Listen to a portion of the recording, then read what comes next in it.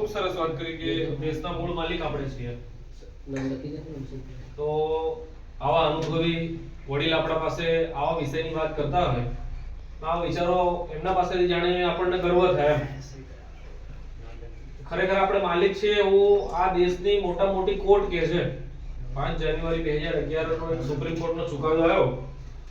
એમાં બ્રાહ્મણ જજોએ બેસીને એમ કીધું કે આ દેશના ધૂળ મૂળના ધણી, આ દેશને વસાવવાવાળા દેશના માલિકો આદિવાસીઓ છે. તો વિચાર કરો કે આખી દેશ દુનિયા આખું જગત કહેતું હોય કે આ ભારત દેશના માલિકો આદિવાસીઓ છે, તો આપણા માટે ગર્વની વાત કહેવાય. સાહેબ એ વિષયની બી વાત કરી કે આર્યો આયા, સપો આયા, હુણો આયા, દ્રવિડો આયા, મુગલો આયા, અંગ્રેજો આયા, ફ્રેન્ચો, ડચ, બહુ બધી જાતિ પ્રજાતિઓ આ દેશમાં આવી. આપણે બધાને બહાય આપણને ઇતિહાસ ખબર નહીં મળે. આપણે આપણી જાતને જાણતા નહીં મળે. કહેવાનો મતલબ કે બધી જગ્યાએ આપણું બલિદાન આપ્યું. મુગલો સામે લડ્યા, દેશને બચાવવા, અંગ્રેજો સામે લડ્યા, અને દેશ આઝાદ થયો ત્યારે બી આપણે ઘણી બધી જળ જંગલ જમીન સરકારને આપી. આજે આ જંગલ દેખાઈ રહ્યું એ આપણા બાપ દાદાનું જ હતું. ફોરેસ્ટ ખાતું તો હમણાં આવ્યું, બહુ ઝાઝા વર્ષ નથી થાય. આપણું આલ્યું ત્યારે ફોરેસ્ટ ખાતું પેદા થયું. એના પહેલા કોઈ જંગલ ખાતા નહોતા. આપણી સંપત્તિ હતી. આ નદીઓ, આ જમીનો, જંગલો એ આપણે સરકારને દાન કરેલું છે. સરકાર પણ સ્વીકારે છે કે આ સંપત્તિ આદિવાસીઓની છે. અને દેશમાં તમે આ ગુજરાતમાં કે ભારતમાં જઈને દેખો તો કોઈ ઓફિસ હોય, બિલ્ડિંગ હોય કે રોડ હોય કે બ્રિજ હોય, બધી જ વસ્તુઓ આપણી બનાવેલી છે. આખા ગુજરાતને બનાવવાવાળા આપણે છીએ. આપણો ખૂન પસીનો એમાં રેડાયેલો છે. મોટા મોટા શહેરો તમે આજે જુઓ, અમદાવાદ, સુરત, વડોદરા, રાજકોટ, દરેક જગ્યાએ જઈને જુઓ, બધું બનેલું આપણા લોકોનું જ છે. આપણે જ બનાવ્યું છે. પણ આપણા ઝૂંપડાના ઠેકાણા નહીં મળે. એનું કારણ આપણે સમજવું પડે. દેશના માલિકો આજે મજૂર કેમ થઈ ગયા એ જાણવું પડે. તમે આજની પરિસ્થિતિમાં જઈને જુઓ, છેક કચ્છથી લઈને વલસાડ સુધી, સૌરાષ્ટ્રથી, મધ્ય ગુજરાતથી, બધી જ જગ્યાએ કોઈ તાલુકો એવો નહીં મળે, કોઈ જિલ્લો એવો નહીં મળે, કોઈ શહેર એવું નહીં મળે કે જ્યાં દાહોદનો આદિવાસી મજૂરી નહીં કરી રહ્યો. આપણો માણસ તમને જોવા મળે. કડિયા કામ કરતો હોય તે આપણો માણસ, રોડ બાંધતો હોય તે આપણો માણસ, અને ભાગ રાખીને કામ કરતો હોય તે આપણો માણસ. ખરી વાત કે ખોટી વાત? હવે એનું શું કારણ હોય કે ભીલ જ કામ કરી રહ્યો? કંઈક તો હશે કે નહીં? શું કારણ આવ્યું કે બીજા લોકો મજૂરી નહીં કરી રહ્યા? આજે 6 કરોડની વસ્તી છે ગુજરાતમાં. એમાંથી 1 કરોડ વસ્તી આદિવાસીઓની વસ્તી છે. અને એમાં સૌથી વધારે સંખ્યા આપણી ભીલોની સંખ્યા છે. 29 પ્રકારના આદિવાસીઓ છે ખાલી ગુજરાતમાં. 29 પ્રકારના છે. એક અંબાજીથી લઈને ઉમરગામ સુધી 14 જિલ્લા થાય છે આપણા આખો આદિવાસી પટ્ટામાં. પણ મજૂરી આ 29 માંથી એકલો ભીલ જ કરી રહ્યો. એનું કારણ આપણે જાણવું પડશે. કેમ બાકી લોકો મજૂરી નહીં કરે? રાઠવા, ગામની, ચૌધરી, કોકણી, વસાવા, ડુંગરી, ભીલ, ગરાસિયા, પટેલિયા, આ બધી 29 પ્રકારની જાતિ છે. પણ મજૂરી ખાલી એકલો ભીલ કરી રહ્યો. આ વાત આપણે સમજવી પડે. ઠંડી હોય, તડકો હોય, વરસાદ હોય, કઈ બી હોય, કાળઝાળ ગરમી હોય, આપણો માણસ કેમ મજૂરી કરી રહ્યો? એનું કારણ આપણે જાણવું પડે. હું કોલેજમાં પ્રોફેસર હતો ત્યારે અમે એક સંશોધન કર્યું, સર્વે કરાયો. 2,500 આદિવાસી ભીલ ભાઈઓને બહેનોને અમે મળ્યા. સર્વેમાં એવું અમને જાણવા મળ્યું કે ભાઈ આપણે કઈ એવી વસ્તુ છે જેના લીધે આપણે આટલા પછાત થઈ ગયા કે આપણે જ મજૂરી કરવી પડી ગઈ. 20 વર્ષનો છોકરો અને 20 વર્ષની છોકરીઓ એના લગ્ન કરાવીએ એટલે એને 10, 12, 15 લાખ રૂપિયાનું આપણે દેવું કરી આપીએ. એને લગ્ન કરે એના પહેલા કોઈ છોરાના માથા પર દેવું નથી હોતું પોતાનું. હોય છે કે નથી હોતું સાહેબ? નથી હોતું. પણ જેવું લગ્ન થાય એવું 10, 12, 15 લાખ રૂપિયાનું દેવું કરીને આપણે મજૂરી મોકલી દઈએ. ના આપણે કોઈ બાપ દાદાનો વ્યવસાય છે, ના કોઈ જમીન જાયદાદ છે, ના કોઈ રાજા રજવાડા છે. આપણા બાપ દાદા એ મજૂરી કરતા એટલે છોરાને બી આપણે 15, 20 લાખ રૂપિયાનું દેવું પડે. અને એના લીધે આખી જિંદગી મજૂરી કરે. એના છોરાને ની દવાનું, ના શિક્ષણનું, ના કપડાનું, ના ખાવાનું, પોષણનું કઈ એનું ઠેકાણું નહીં પડે. એના છોરા બી મજૂર થઈ જાય એના લીધે. આજે દાહોદમાં સૌથી વધારે શિક્ષણ, ઓછામાં ઓછું શિક્ષણ આપડતા છે. 60.60% સાક્ષરતાનો દર છે. આખા દેશનો સૌથી ઓછું દાહોદમાં. સૌથી વધારે ગરીબ લોકો બી આપણે ત્યાં છે, સૌથી વધારે મજૂરી બી આપણા વિસ્તારમાં, કુપોષણ બી આપણા આખો ભારતનો બીજા નંબરનો જિલ્લો છે કુપોષણમાં. આ બધી પરિસ્થિતિઓમાં પાછો ગરબાડ અને ધાનપુર તાલુકો સૌથી પછાત છે.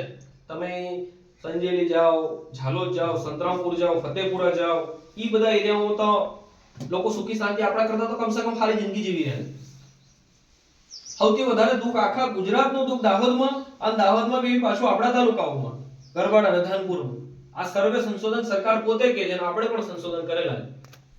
એના મૂળમાં આ આપણા લગ્નના ખર્ચાઓ છે. ચાંદલો આપણે પડાવી અને 7 લાખ ને 10 લાખ રૂપિયા પડી ગયા, એમાંથી કઈને સોનું ખરીદી લીધું, જમીન રાખી લીધી, બેંકમાં જમા કરીને એફડી કરાવી લીધી, એવું થાય છે સાહેબ? કોઈ દાડો કોઈને ઘેર આવો પ્રસંગ જ પડ્યો કે ચાંદલા વિધિમાંથી આ લોકોએ કરોડો રૂપિયાનો ધંધો ઉભો કરી નાખ્યો? થાય છે? નથી થતો.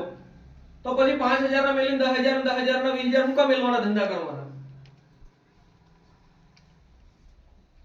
આ 29 પ્રકારના આદિવાસીઓમાં કોઈ દહેજ નથી લેતા. ખાલી ભીલભાઈ જ એટલો દહેજ લીધો છે. પોતાની પેદા કરેલી છોકરીનું ભાવતોલ કરી અને એના ઘેટા બકરા જેમ આપણે વેચી મારી. આપણને બી કોણે પેદા કરી? એ સ્ત્રીએ જ પેદા કર્યા ને. આપણને જન્મ કોને આલ્યો? આપણી માએ જન્મ આલ્યો, દૂધ પીવડાવ્યું, મોટા કર્યા, પાલન પોષણ કર્યું. ઈ સ્ત્રીનો જ આપણું ભાવ બોલ કરી રહ્યા. આપણને તો ખરેખર શરમ આવી છે, ડૂબીને મરી જવાની જરૂર છે કે આપણને પેદા કરવા વાળી નારીને આપણે ખરેખર ભાવતોલ બકરા જેમ કરી રહ્યા. દુનિયામાં કોઈ માણસ આવી રીતે સ્ત્રીઓનો ભાવતોલ નથી કરતો.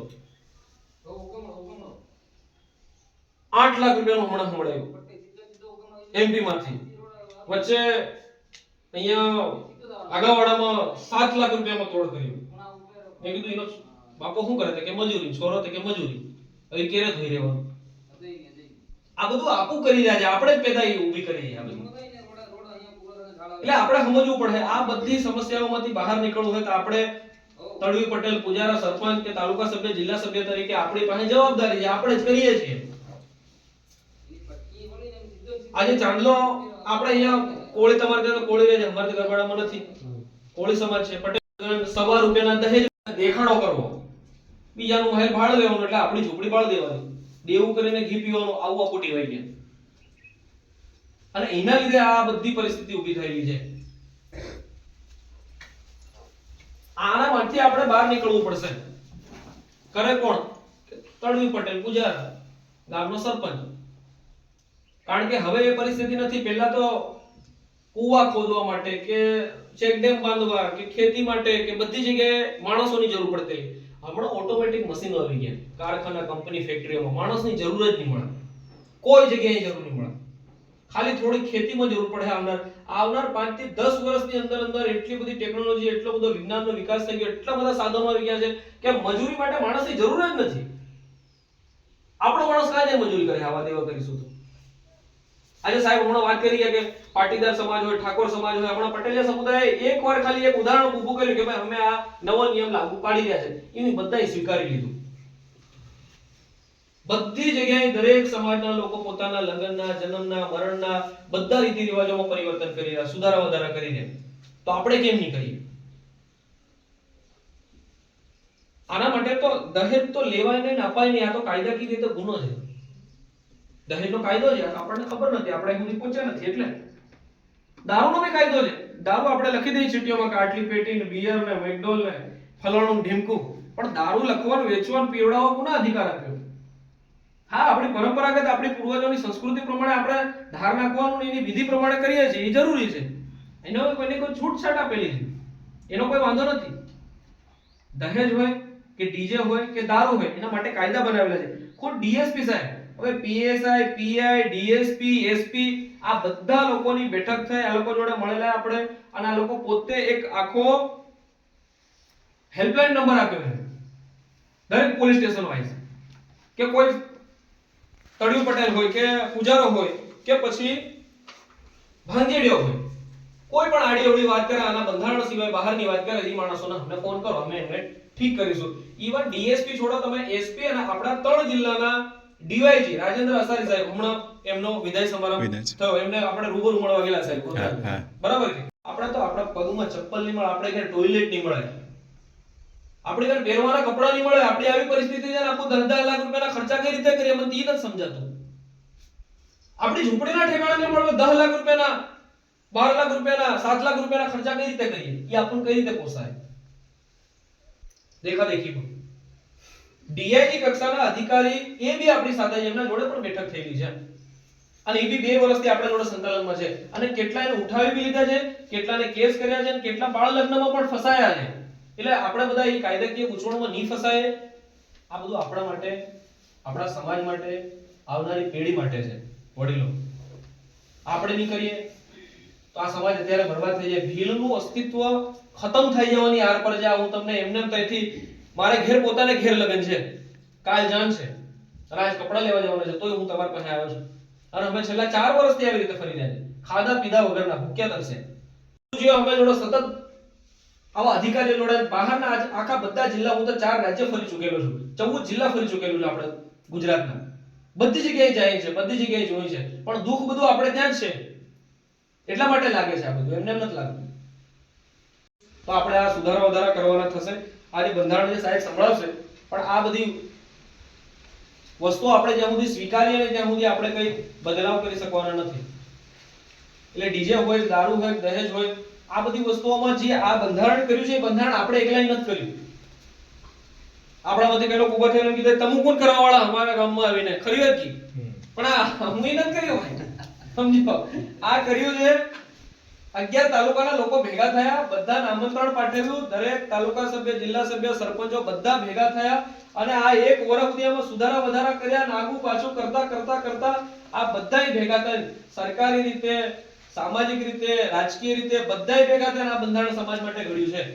આ મેં નથી ઘડ્યું કે આ સાહેબોએ નથી ઘડ્યું, આ સમાજે ઘડ્યું છે. સમાજે સ્વીકારવું જ પડશે, આજ નહીં તો કાલે. બચાવવું આપણને જ કામ લાગે, આપણા સમાજ જ ઉપર આવે. આપણા ભાઈને સારી સુખ શાંતિ સમૃદ્ધિથી જીવતો હોય, આપણે કોઈ દિવસ ભીડ પડી જાય આપણને ટેકો કરે કે નહીં કરે? કરે જ નહીં, કરે કે નહીં કરે? ઈ જ કરવાનો છે. ગામમાં પૈસા આવે ત્યારે તો આપણને મદદ મળી લેવાની, ચોખ્ખી વસ્તુ છે. ગામમાં પૈસા આવે ત્યારે ને આપણે બધા શું કામ મળે? કોની કામ માંગવાનું ત્યારે? હમણાં 4 લાખ ફલાણાને ફોન કરે, ઠીકણાને ફોન કરે, વ્યાજ પર કાઢી રહ્યા, રૂચીના કાઢી રહ્યા, લોન આવે ને હપ્તા આવે ને, એમાંથી આપણે ઉપર નહીં આવીએ. આમાંથી ઉપર આવવા માટે આ બંધારણ આપણે ઘડીએ આવનારી પેઢી માટે અને આપણે બધા લાગુ કરીએ. ખૂબ વાતો કરવાની થાય, ફરીવાર બી મળીશું, બેઠકો ચાલુ જ છે. તમે બધા આ વિષયમાં લાગુ કરાવડાવો એવી હું આશા રાખું છું. એક યુવાન, એક તમારો દીકરો અને ભાઈ તરીકે અમે તમારા તરફ જોઈ રહ્યા છે. આખા તાલુકાના, જિલ્લાના સરપંચો, તાલુકા સભ્યની નજર સામે કે આ તમે લાગુ કરો એવી આશા રાખીએ છીએ. આપ સર્વેનો અહીંયા મને બોલાવ્યો, સાંભળ્યો બદલ આભાર માનું છું. આ ગામના વડીલો, સરપંચશ્રી, ગુરુજનો અને ગામના ખત્રીઓનો આભાર. સર્વેનો જોહાર. જય આદિવાસી.